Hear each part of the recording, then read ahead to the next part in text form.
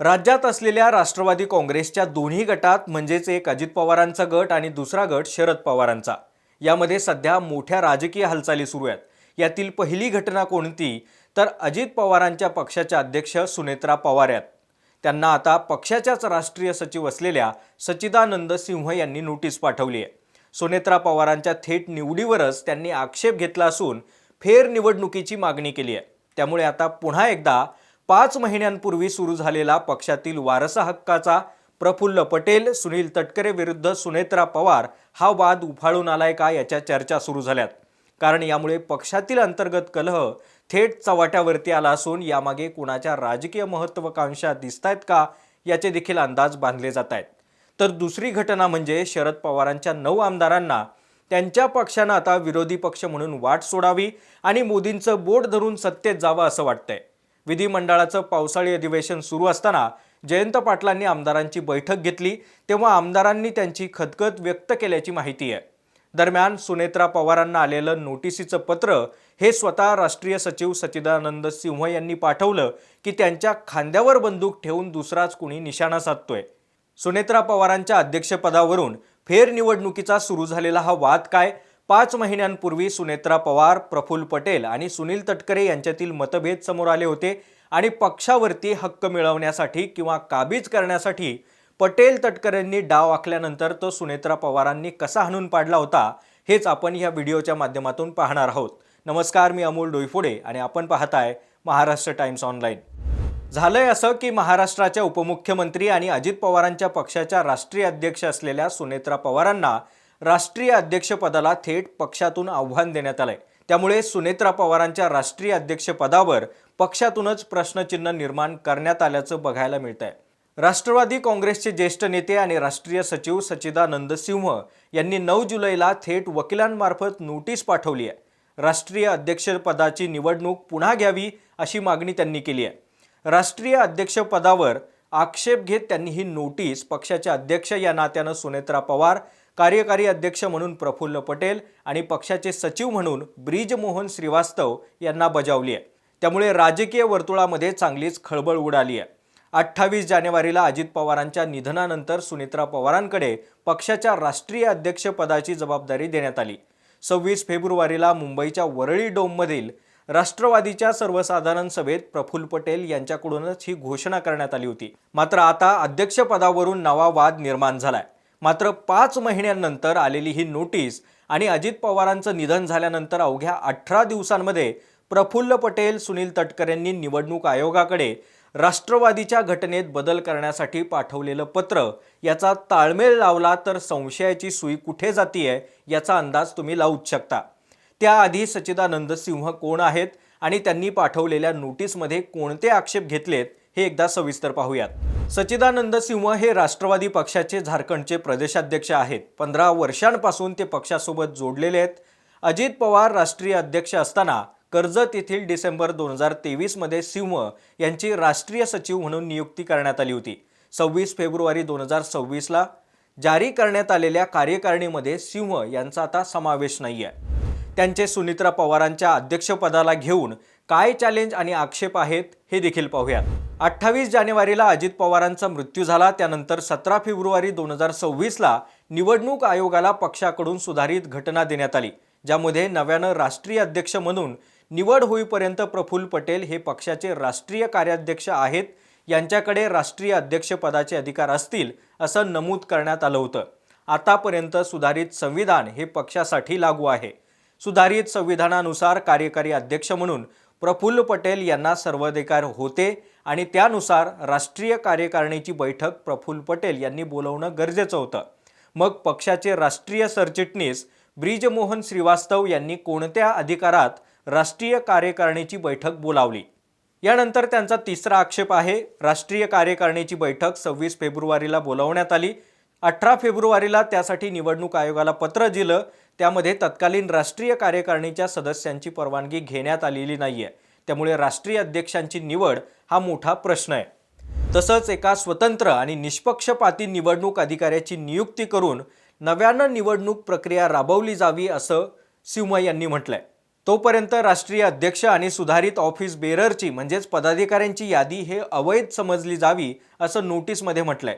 सच्चिदानंद सिंह यांनी 9 जुलैला ही कायदेशीर नोटीस बजावली असून पक्षांतर्गत लोकशाहीचा दाखला देत राष्ट्रीय अध्यक्ष पदाची निवडणूक पुन्हा घेण्याची मागणी केली आहे. मात्र सच्चिदानंद सिंह यांनी पाठवलेल्या नोटीसमध्ये एक गोम आहे. ती काय तेही सांगतो. तुमच्या जर काही लक्षात आलं असेल तर त्यांनी 17 फेब्रुवारी 2026ला निवडणूक आयोगाला पक्षाकडून सुधारित घटना देण्यात आली होती असा उल्लेख केलाय. आता हे पत्र कोणतं तर 5 महिन्यांपूर्वी जेव्हा अजित पवारांचं निधन झालं तेव्हा 18 दिवसांनी 16 फेब्रुवारी 2026ला प्रफुल्ल पटेल, सुनील तटकरे आणि ब्रिजमोहन श्रीवास्तव यांच्या सहीनं हे पत्र निवडणूक आयोगाला दिलं गेलं होतं, ज्यात पक्षाच्या संविधानात बदल केले असून पक्षाचे सर्व अधिकार हे कार्याध्यक्षांना म्हणजेच प्रफुल्ल पटेल यांना देण्यात आल्याची मागणी केली होती. पटेल यांनी केलेल्या त्याच पत्र व्यवहारानंतर 4 महिने उलटले तरी पदांच्या निवडीवरून हा संभ्रम अद्यापही कायम आहे. हे करत असताना प्रफुल्ल पटेल यांनी सुनेत्रा पवार किंवा पार्थ पवार यांना विश्वासातही घेतलं नव्हतं. एव्हाना ते त्यांना माहीतच नव्हतं. हे पत्र निवडणूक आयोगाला दिलं गेलं तेव्हा पक्ष हायजॅक करत सगळे निर्णय घेण्याचे हक्क आपल्याकडे घेण्याचा आरोप पटेलांवरती झाला. आता पुन्हा एकदा सच्चिदानंद सिंह यांच्या नोटीसमुळं या राजकीय घमासानाचा उल्लेख झाल्यानं थेट पटेलांकडेच बोट जात आहे. राष्ट्रवादीतील अध्यक्षपदाचा हा वाद काही नवा नाहीये, कारण 5 महिन्यांपूर्वी यावरून रामायण महाभारत झालं. सुनेत्रा पवार राष्ट्रवादीच्या अध्यक्ष होण्यासाठी ज्या 40 पैकी 35 आमदारांनी सह्या केल्या म्हणजेच काय तर त्यांना हे मान्य होतं किंवा त्यांचा विरोध नव्हता. मग ते 5 जण कोण यावरून रोहित पवारांनी नाव न घेता तटकरे आणि पटेलांकडे बोट दाखवलं होतं. ज्यांनी सह्या केल्या नाहीत त्यांच्या मनात काही वेगळं असावं किंवा त्यांना अध्यक्ष व्हावं असं वाटत असावं असाही निशाणा त्यांनी साधला होता. आणखी एक महत्त्वाचा मुद्दा म्हणजे याच काळामध्ये पियुष गोयल यांनी प्रफुल्ल पटेल हे पक्षाचे अध्यक्ष झालेत असं विधान केलं आणि त्यानंतर आपण ते चुकीनं बोललो असंही म्हटलं. त्यामुळे आणखीनच वातावरण चिघळलं होतं. यानंतर पुढे 26 फेब्रुवारी 2026ला राष्ट्रवादीच्या सर्वसाधारण सभेत प्रफुल्ल पटेल यांच्याकडून सुनेत्रा पवार यांची राष्ट्रीय अध्यक्ष म्हणून घोषणा करण्यात आली आणि सुनेत्रा पवारांकडे पक्षाच्या राष्ट्रीय अध्यक्षपदाची जबाबदारी देण्यात आली. यानंतर सुनेत्रा पवार लगेच ॲक्टिव्ह झाल्या आणि कदाचित त्यांना पटेल तटकरेंनी निवडणूक आयोगाला पाठवलेल्या पत्राची कुणकुण लागली. याच संदर्भात त्यांनी 10 मार्च 2026ला निवडणूक आयोगाला पत्र लिहिलं आणि 28 जानेवारी ते 26 फेब्रुवारीपर्यंत पक्षाचा झालेला पत्रव्यवहार वैध धरू नये म्हणजेच तो अवैध मानावा, तुमच्याकडे आलेलं कोणतेही पत्र ग्राह्य धरू नये, अध्यक्ष म्हणून मी करेल तोच पत्रव्यवहार वैध मानावा अशी निवडणूक आयोगाला मागणी केली. आता 28 जानेवारी ते 26 फेब्रुवारीपर्यंतचा हा पत्रव्यवहार कोणता तर जो प्रफुल्ल पटेलांनी केला होता तो अवैध धरावा असं पत्र लिहिल्यानं पक्षात थेट ठिणगी पडली आणि पत्रामुळे तटकरे पटेलांच्या वर्चस्वाला धक्का बसला होता. यावरूनच रोहित पवारांनी सुनेत्रा काकींना कोणावर विश्वास ठेवावा आणि कोणावर नाही हे कळलं असावं असा निशाणा साधला. यानंतर पुढचे काही दिवस सुनेत्रा पवार, प्रफुल्ल पटेल आणि सुनील तटकरे एकत्र आलेच नाहीत. सुनेत्रा पवारांनी निवडणूक आयोगाला 10 मार्च रोजी लिहिलेल्या पत्रात त्या स्वतः राष्ट्रीय अध्यक्ष आणि शिवाजीराव गर्जे हे खजिनदार ही 2च पदं पेनाने नमूद करण्यात आली होती. त्यामुळे पटेल आणि तटकरे समर्थकांमध्ये प्रचंड अस्वस्थता निर्माण झाली होती. यातूनच पक्षात नवी फूट पडते की काय अशी शंका व्यक्त केली जात होती.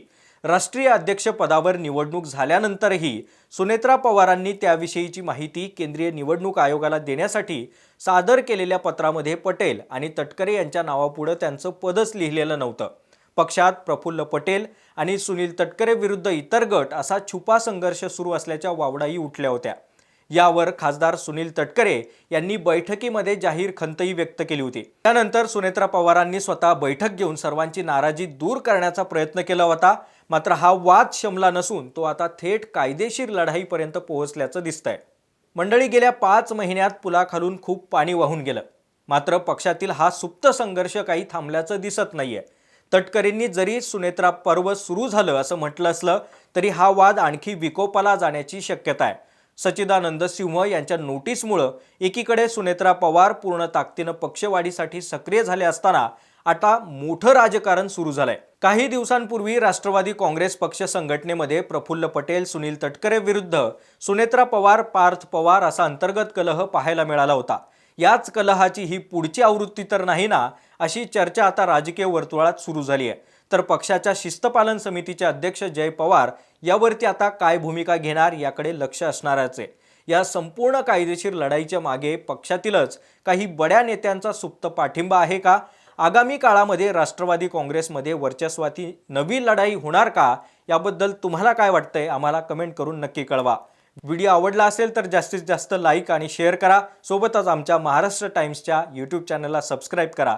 आम्ही फेसबुक आणि इन्स्टा पेजवरती देखील आहोत. आमच्या पेजलाही फॉलो करा.